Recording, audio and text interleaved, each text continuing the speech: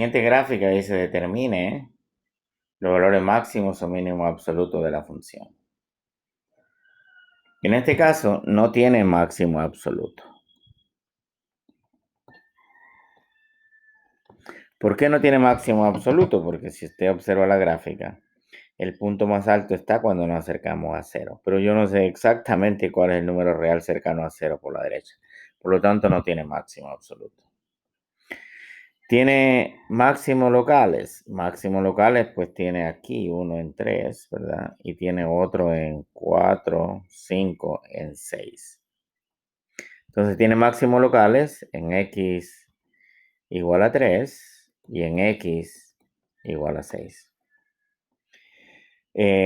Por otro lado, tiene mínimos locales. Tiene mínimo local en x igual a 2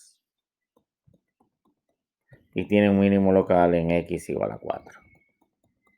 Usted se preguntará, pero ¿por qué tiene un mínimo local en x igual a 2 si tiene un vacío? Pues la razón es muy simple, ¿verdad? El f de 2 es 2 y cuando usted construye un intervalo alrededor de 2, entonces cualquier imagen alrededor de 2 es mayor que f de 2, por lo tanto tiene un mínimo local. Y también tenemos un mínimo absoluto. El mínimo absoluto es en x igual a 4. ¿Ok? Ahora, si les preguntan cuál es el valor máximo local en x igual a 3, pues la respuesta es 4. En x igual a 6 es 3. Los valores mínimos absolutos son en x igual a 2 es 2 y en x igual a 4 es 1. Y el valor mínimo absoluto es f de 4, que es 1. ¿Ok? Si es que esa es la forma de poder resolver este tipo de ejemplos. Ahora viene un ejemplo bien interesante. Dice, trace la gráfica de una función continua entre 1 y 5, que satisface lo siguiente. Tiene un máximo absoluto en x igual a 1, un mínimo absoluto en x igual a 2. Entonces, como yo no conozco la función, pues tomo un valor arbitrario que va a ser un máximo absoluto y por aquí un mínimo absoluto. Tiene un máximo local en x igual a 3. No puede ser mayor que la imagen que puse en 1. Por lo tanto, vamos a asumir que está por aquí. Y mínimo locales en 2 y en 4. Vamos a suponer que estamos por aquí. De manera de que la gráfica de la función pues viene bajando, ¿verdad? Tiene un mínimo absoluto en 2. Tiene un máximo local en 3.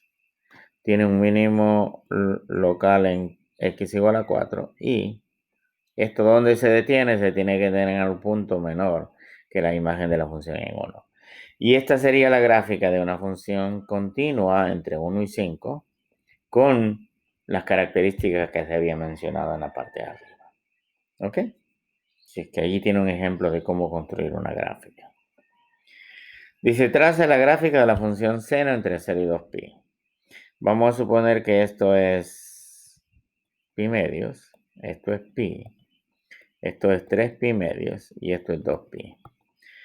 Pues en 0 es 0, en pi medio es 1, en pi es 0, aquí es negativo 1 y aquí es 2pi.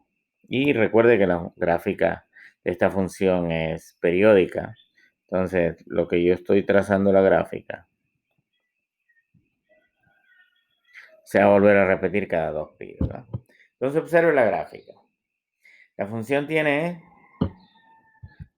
un máximo absoluto, ¿verdad?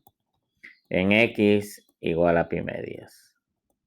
Y tiene un mínimo absoluto en x igual a 3pi medios.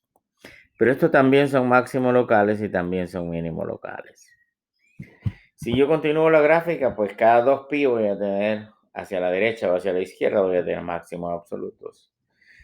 Ok, sumándole a pi medios. Y cuando yo le sume 3pi medios 2pi a la derecha o a la izquierda, voy a tener mínimos, los cuales son a su vez absolutos y locales.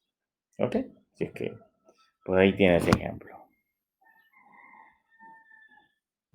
Muy bien. Ahora dice, trace la gráfica de esta función, 4 menos x al cuadrado entre menos 2 y 0.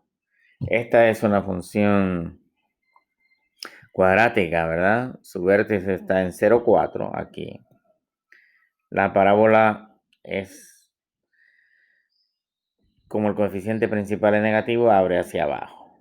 Entonces, pues no está definida en 0, ¿verdad? Por lo tanto, aquí yo tengo un vacío en el vértice.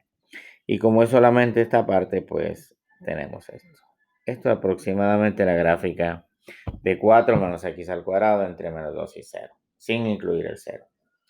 Y entre 0 y 2, ok, es la ecuación de una recta con pendiente 2 e intercepto con el eje del y1. Como está incluido el 1, pues lo ponemos aquí. ¿Ok? Y ahora entonces, cuando el x es 2, pues esto es 5, ¿verdad? Cuando el x es 2, es 5 por aquí. Y por aquí yo tengo la gráfica de esta función. Y lo que les piden es identificar los máximos y los mínimos absolutos y locales. Pues nada, ¿tiene un máximo absoluto? Sí, tiene un máximo absoluto. Y lo tiene en x igual a 2. ¿Tiene un mínimo absoluto? Sí, tiene un mínimo absoluto en x igual a negativo 2. ¿Tiene un mínimo local? Sí, tiene un mínimo local. ¿Dónde tiene un mínimo local? En x igual a 0. ¿Por qué? Por lo que les había mencionado, ¿verdad? ¿Cuánto vale f de 0? F de 0 es 1.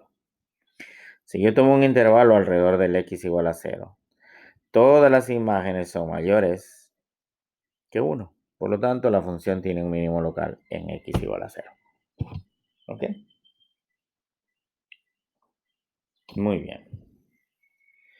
Se han discutido ejemplos de funciones donde algunas tienen valores extremos y otras no. Se llaman valores extremos, ¿verdad?, a aquellos máximos y mínimos locales.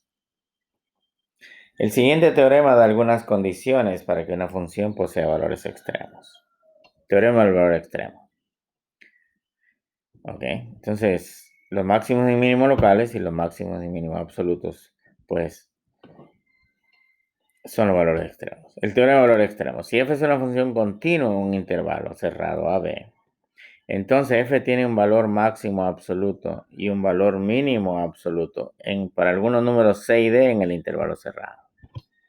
¿Ok? En el primer ejemplo, tiene su máximo absoluto en c, esto sería el máximo absoluto, y en d va a tener el mínimo absoluto. En la siguiente gráfica, en c tiene su máximo absoluto y en el extremo tiene su mínimo absoluto.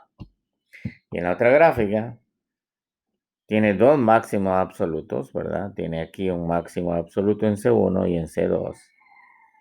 Y tiene un mínimo absoluto en D. ¿Ok?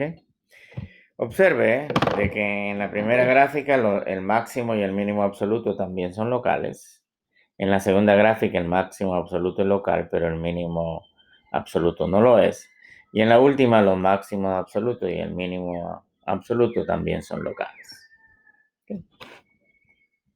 Muy bien.